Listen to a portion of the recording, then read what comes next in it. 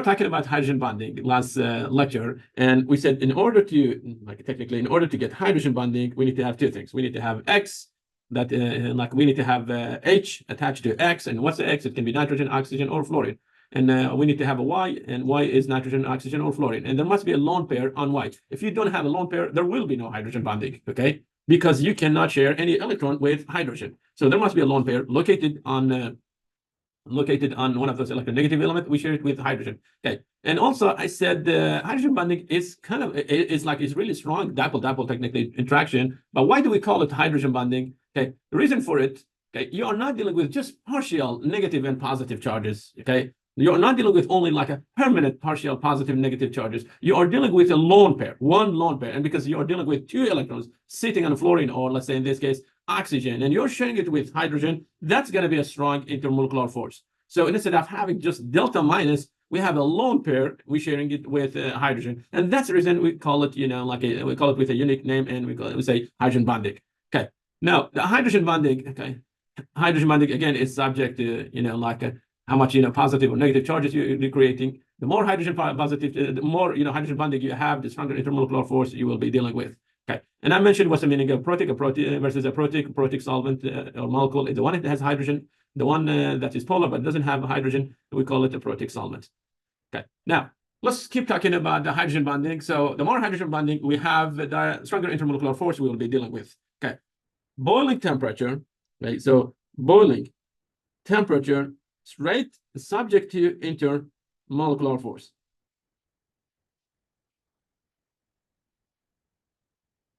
Okay, so first one, because it doesn't have a hydrogen, attached to nitrogen. Okay, it's not capable of creating hydrogen bonding. Yes, does have, okay, it does have like a lone pair, but there is no hydrogen. And next one, we do have lone pair on nitrogen, electronegative element, and hydrogen as well. Okay, and next one, we have all of them, but we got one more. Okay, one more hydrogen. Okay, so we have two hydrogen attached to nitrogen. So that means we have two places to make hydrogen bonding with two neighbor molecules. So instead of attaching just to one neighbor molecule, we can do hydrogen bonding with another one. Okay, and technically NH2 is capable of creating three hydrogen bonding, not just also two. And let me show you what I'm talking about. So if you have nitrogen attached to CH3, for example, okay, strongest force that you will be dealing with, it will be just technically dipole. Remember, this one goes up. You cannot cancel the force. Okay, you cannot cancel the force in that case. Okay, yes. And so we say this is going to be polar, and the strongest force, it will be dipole. Okay, but what will happen if I change one of the methyl with hydrogen? Okay, if you do that one, let's say you got lone pair here. Next, I'm going to put CH3 here. Okay, let's put hydrogen here, and then CH3 there. Okay, that lone pair, it can do interaction with hydrogen that's sitting on nitrogen, and of course here you have CH3, say CH3, and a lone pair there. So this is our lone pair. Okay, and that hydrogen also, it can have interaction with a lone pair from another molecule. Okay, and say we have CH3, hydrogen, CH3. Okay, so as you see, per one, per one lone pair and one hydrogen attached to nitrogen, we managed to get interaction with two neighbors. Okay, two neighbors. So what will happen if I replace another hydrogen, another methyl group? Okay, another methyl group with hydrogen. So right now I have one hydrogen bonding. Okay, forgive me, let's say highlight just this area. One hydrogen bonding. We're going to call this one hydrogen bonding, and the second hydrogen bonding, it will be here. So we have two of them. Okay, so we got two hydrogen bonding. Okay, let's copy paste that. Again, I'm going to change one of the methyl to hydrogen. Okay, so if I change one of methyl to hydrogen, let's say this one, we're going to change it to hydrogen. Okay, we're going to do the same thing here. Let's change that one, and for example, this one. So I put hydrogen here. Now I can have interaction with nitrogen that has a lone pair. And here we have hydrogen, and that CH3. Okay, so I managed to get the third hydrogen bonding. Okay, so technically one nitrogen with two hydrogens and a lone pair. is capable of generating 3 hydrogen bondings. The more hydrogen bondings you have, the higher boiling temperature you will be dealing with. So this molecule has a stronger hydrogen bonding. Okay, stronger hydrogen bonding than the one with only 1 hydrogen. But you have to be careful about one thing that we call it dispersion force. Okay, the molar mass of the molecule also is significant. You can't just simply ignore the molar mass. That is important. But hydrogen bonding here is playing a big role. Okay, you have 2 of them versus 1, so hydrogen bonding is going to be the dominant factor that you need to look for it. Okay, so the boiling temperature is when you don't have hydrogen bonding is 3.5. You have only 1 hydrogen bonding. Okay, 2 hydrogen bonding. You get 37, boiling temperature 37. Why do I say 2 hydrogen bonding? 1 with this hydrogen. Okay, so you can reach it from this direction, okay, through that hydrogen, or you can reach it through that lone pair. So you can actually get 2 hydrogen bondings. And if you replace with the second methyl group by hydrogen, the boiling temperature it will go up to 47. Okay, but the jump is not like from 3.7 to like 37, which is like 34-degree jump here. If you look at the jump here is somewhere around say, like for example, 10 there and 3, so we're talking 12. Okay, 12 degrees. Well, here it was technically 33.5 degrees. And why the jump is not that significant anymore? Okay, and one reason for it is like you can talk about the shape of the molecule also, and like how easy actually to make hydrogen bonding or make dispersion forces. I don't really want to go really in deep now, but like as you see, the jump is not that huge anymore. Okay. Hydrogen bonding, we deal with it in our daily life. And one place that I can mention, like whenever, or one way actually to make cheese, you take milk, regular milk, you can buy it from Walmart, and just simply add some vinegar with it, like when it's a bit warm, add vinegar to it, and like mix it, and very soon you will see, like if you let it to cool a bit, you will see that, like the technically the fat of it start to get attached to each other and they turn to insoluble fat, and you can filter it and collect that one, and that technically is your cheese. And if you wash it, and like if you will rinse it maybe a couple of times and then put it in like a mixer and add a bit, like let's say butter, and also just to get it like just to turn it to kind of like a creamy cheese, you can add a bit milk to it, and that's gonna technically it will be ready to use as a spreading, like a cheese.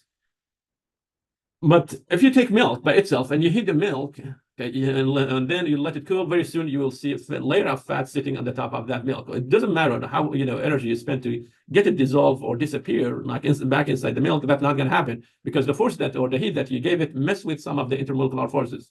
Okay, and in this case we say we have a protein inside that milk, and that protein like it has a bunch of intermolecular forces. And in biochemistry you read about them as a primary, secondary, tertiary, or quaternary, structure of proteins.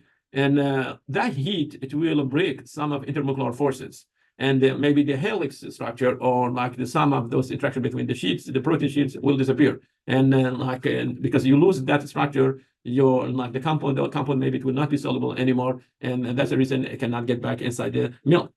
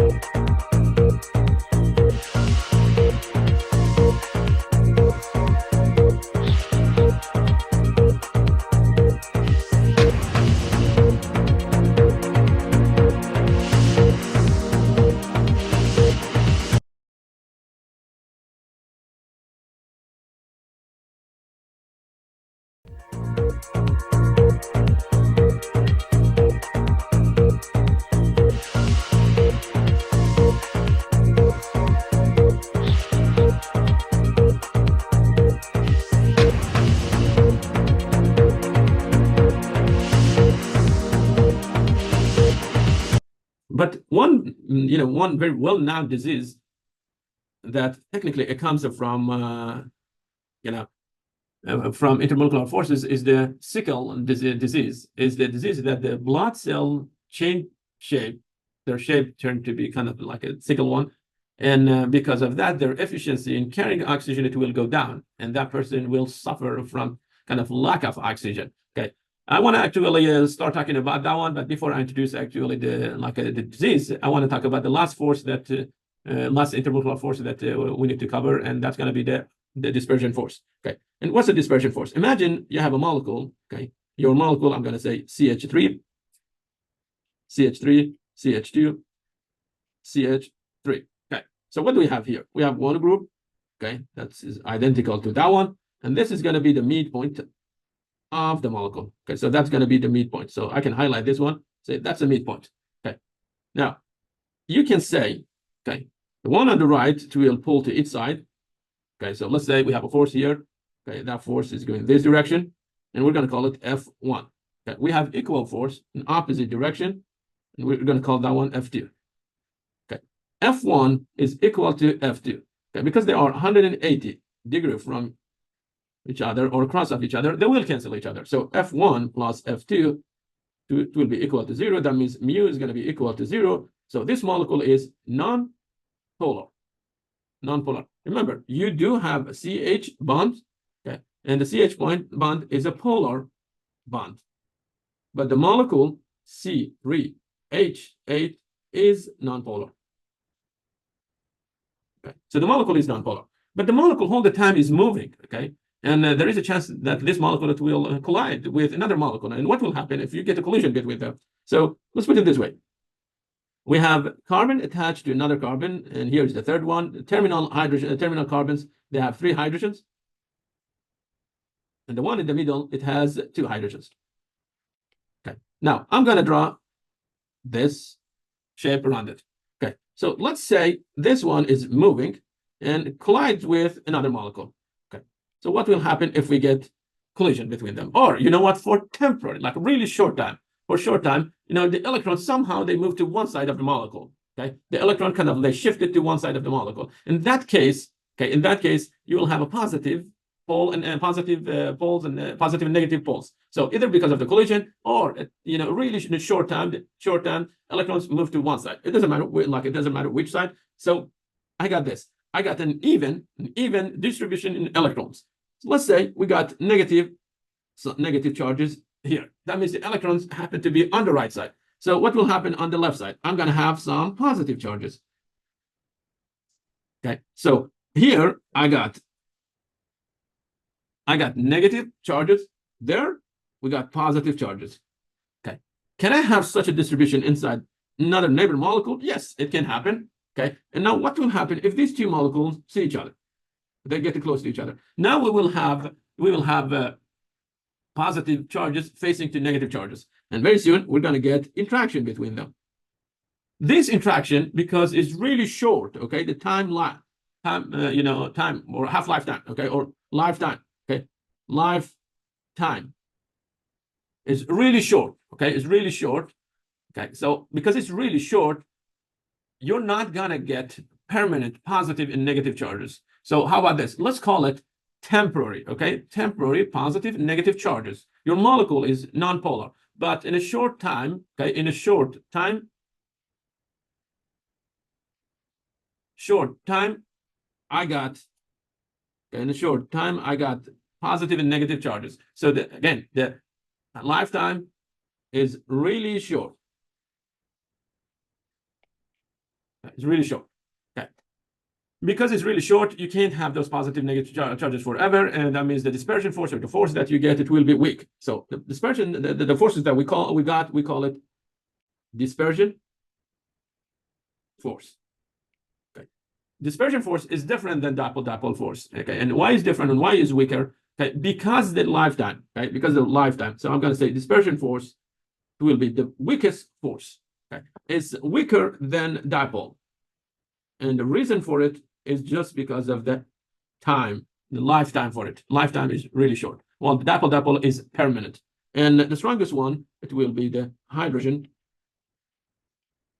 bonding.